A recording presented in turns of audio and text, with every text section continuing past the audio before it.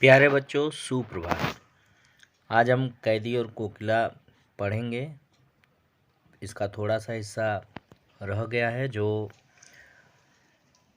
Offline classes बंद होने के कारण नहीं हो पाया, तो फिर से हम लोग एक बार पुनः इस पाठ को पढ़ लेंगे। कैदी और कोकिला।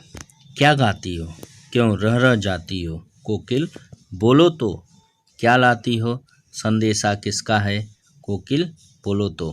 कवि कह रहे हैं, कवि को अर्धरात्रि में कोयल की आवाज़ सुनाई दी, तो वो कोयल को संबोधित करते हुए प्रश्न पूछ रहे हैं, क्या गाती हो? हे कोयल, तुम इस अर्धरात्रि में क्यों गा रही हो? क्या गा रही हो? और क्यों रह जाते हो? क्यों रुक जाती हो? क्यों ठहर जाती हो? किसी का भय है तुमको? कोकिल, बोलो तो क्या लाती हो? संदेशा किसका है?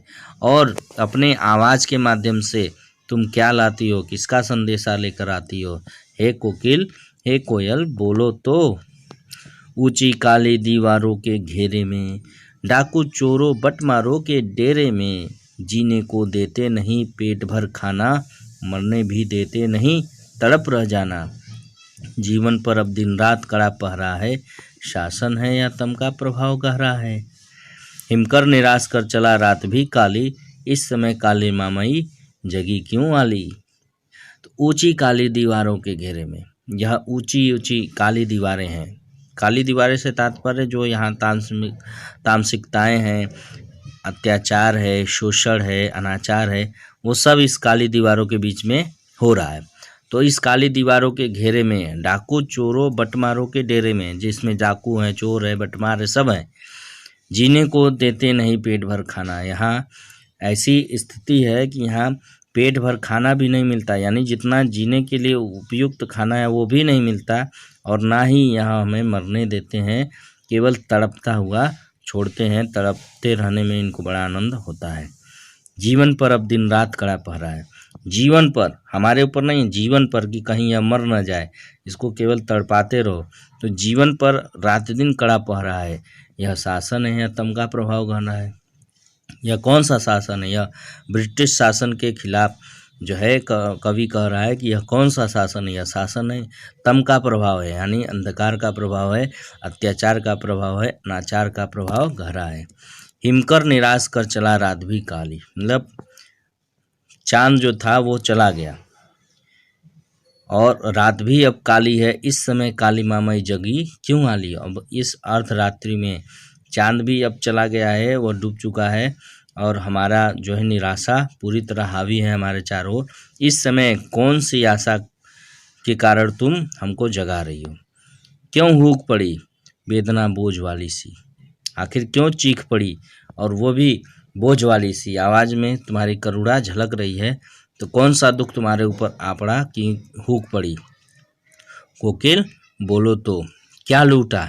तुम्हारा कुछ लूट लिया गया? कोकिल, बोलो तो। मृदुल वैभव की रखवाली सी, क्या जो मृदुल वैभव था जिसकी रखवाली तुम कर रही थी वह लूट लिया गया? कोकिल, बोलो तो क्या हुई बावली? या तो पगला गई हो, बौरा गई हो, कि अर्धरात्रि को चीख रही हो? अर्धरात्रि को चीखी? कोकिल, बोलो तो किस दावानल की ज्वालाएं हैं दिखी? या जंगल में भयंकर कोई आग लग गई है जिसे देखकर तुम चीख पड़ी हो भय से ग्रसित होकर? कोकिल, बोलो तो क्या देख न सकती जंजीरों का गहना? हथकड़ियाँ क्यों, यह ब्रिटिश राज का गहना। कोल्हू का चर्रकचू जीवन की तान, गिट्टी पर अंगुलियों ने लिखे गान। हुमोट खींचता लगा पेट पर जुआ, खाली करता हूँ ब्रिटिश अकड़ का कुआं। दिन में करुणा क्यों जगे रुलाने वाली, इसलिए रात में गजब ढा रही आली।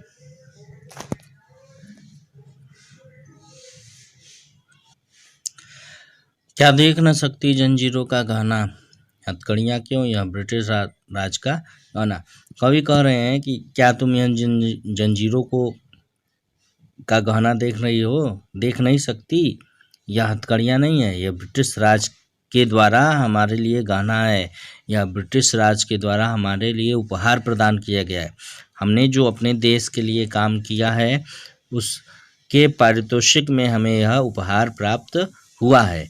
कोल्हू का चर्रक्षु जीवन की तान। अब कोल्हू में जिस प्रकार मतलब इतनी यातनाएं दी जा रही हैं ब्रिटिश शासन के द्वारा कि लोगों को कोल्हू में बैलों की जगह लगा दिया जा रहा है, तो उनका चर्रक्षु जीवन की तान बना हुआ है और गिट्टी पर उंगलियों ने लिखे गान, और गिट्टियों पर उंगलियों की छाप जो पड़ रही है वह इनकी जो शोषण है, अत्याचार है, उसकी कहानी को कह रही हैं। हुमोट खींचता लगा पेट पर जुआ, मतलब जब कोल्हू में बैल को लगाया जाता है तो उन्हें लकड़ी उनके पेट पर लगाकर उसको टाइट बांधा जाता है, तो उसे ही मोट बोला गया है, जिसको जुआ भी कहा जाता है उसमें। तो उसे खींचने के लिए अब बैलों की जगह इंसानों का उपयोग किया जा रहा है, जो ब्रिटिश शासन में गिरफ्तार हुए हैं स्वतंत्रता सेनानी, उन्हें ही इनमें लगाकर और इनसे पानी खींचने का काम कुएं से किया जाता था। पहले ऐसे ही पानी निकाला जाता था। तो मोट खींचता लगा पेट पर जुआ, खाली करता हूँ ब्रिटिश अकड़ का कुआं। इतनी यातनाएं देने पर भी जो हिंदुस्तानी हैं, भारतीय हैं, उनके मन का उत्साह कम नहीं हो रहा है और वो कह रहे हैं कि ब्रिटिशों के अकड़ को हम खाली कर देंगे, उनका जो कुआं भरा हुआ है उसको हम पूरी तरह खाली कर देंगे। तो वही कवि कह रहे हैं कि दिन में करुणा क्यों जगे रुलाने वाली, इसलिए रात में गजब ढा रही आली। दिन में क्यों रोने लगे, दिन में रोकर यह उत्साह नहीं कम करना चाहती हम लोगों का, इसलिए रात में आके गा रही है यह। इस शांत समय में अंधकार को बेध रो रही क्यों हो, इस समय इस शांत समय में अंधकार को बेधती हुई हे कोकिल क्यों रो रही हो, बोलो तो चुपचाप मधुर विद्रोह बीज इस भांति बो रही क्यों हो कोकिल, बोलो तो चुपचाप इस तरह मधुर विद्रोह का बीज क्या बो रही हो कोकिल, बोलो तो क्या तुम हमारे अंदर या भारतीयों के अंदर विद्रोह की भावना को बो रही हो कोकिल, बोलो तो। काली तू रजनी भी काली, शासन की करनी भी काली, काली लहर कल्पना काली, मेरी काल कोठरी काली, टोपी काली कमली काली, मेरी लौह श्रृंखला काली, पहरे की हुंकृत की व्याली, तिस पर है गाली रे आली। कि तू भी काली है और अंधकार भी काली है, यह रात भी काली है और शासन का कार्य भी यहाँ काला ही है। काली लहर कल्पना काली, और जो लहरें हैं, जो मतलब निराशा चारों ओर फैली हुई है, वो सब काली ही है, कोई आशा नहीं है।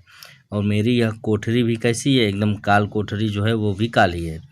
टोपी काली कमली काली, टोपी भी काली है और कंबल भी काला है। मेरी लौह श्रृंखला भी काली है, पहरे की हुंकृति की व्याली, तिस पर है गाली रे आली, और पहरे की जो हुंकृति की व्याली है वो भी क्या है, हमारे लिए गाली ही है कि यह जो ब्रिटिशों का जो शोषण और अत्याचार है, यह पूरा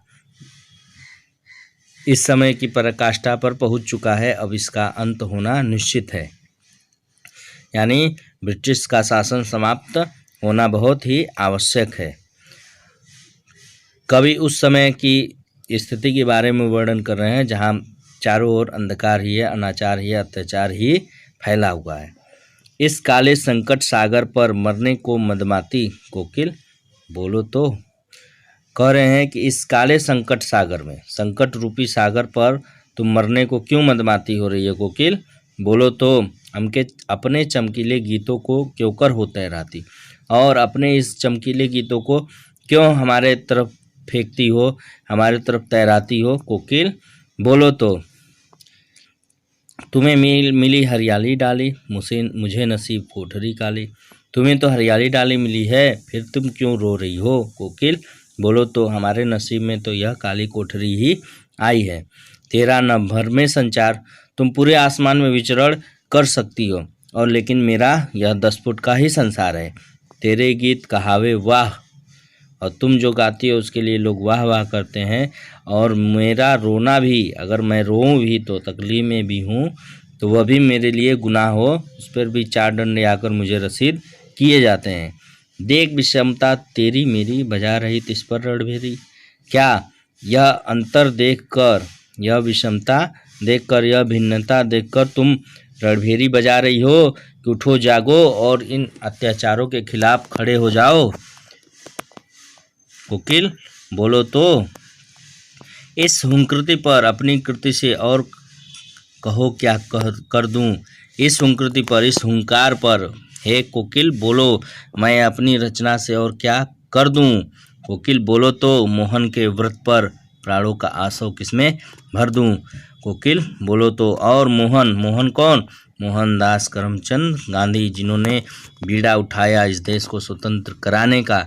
तो मोहन के व्रत पर प्राणों का आसव किसमें भर दूं? मतलब प्राणों को न्यौछावर करने की जो उत्साह है वो किसमें किसमें भर दूं? कोकिल बोलो तो। अब यह पाठ यहाँ समाप्त हो गया। अभ्यास प्रश्न आगे किया जाएगा। तब तक के लिए धन्यवाद।